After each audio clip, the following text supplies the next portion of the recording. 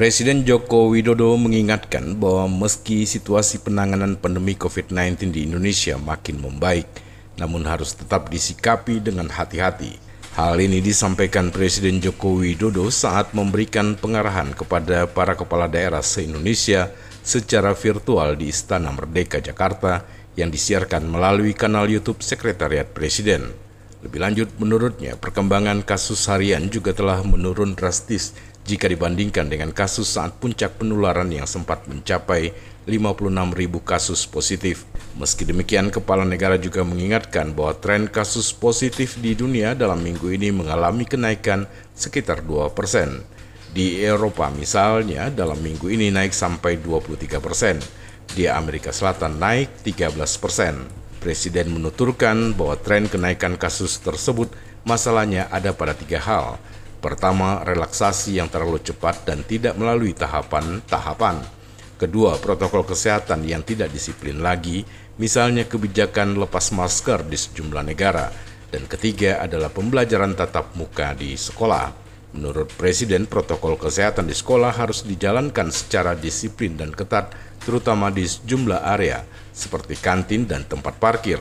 Selain itu, Presiden juga meminta agar para kepala daerah dan seluruh jajaran Forum Koordinasi Pimpinan Daerah untuk turut mengingatkan pihak sekolah. Perkembangan kasus harian betul-betul turun sangat drastis.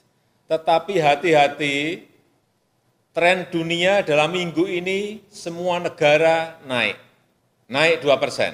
Padahal 3 minggu, 4 minggu yang lalu trennya turun. Di Eropa misalnya, dalam minggu ini naik sampai 23%. Di Amerika Selatan naik 13%. Inilah yang harus mengingatkan kita bahwa kita harus tetap pada posisi hati-hati, pada posisi waspada. Karena dunia masih dihadapkan pada ketidakpastian.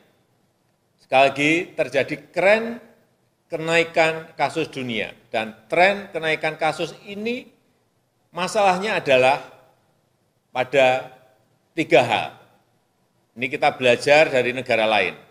Yang pertama, karena relaksasi yang terlalu cepat, tidak melalui tahapan-tahapan. Kita alhamdulillah semuanya memakai tahapan-tahapan. Yang kedua, masalah protokol kesehatan yang tidak disiplin lagi. Di beberapa negara sudah lepas masker di pertemuan terbuka maupun di tempat tertutup. Kemudian yang ketiga, hati-hati juga mengenai sekolah, yaitu pembelajaran tatap muka. 3 hal ini agar kita semuanya hati-hati. Protokol kesehatan di sekolah yang harus terus dipantau adalah di kantin. Yang pertama di kantin. Kemudian yang kedua di tempat parkir. Sehingga saya harapkan Bapak Ibu Gubernur, Bupati Wali Kota, dan seluruh jajaran Forkompinda, hal ini perlu diingatkan kepada sekolah.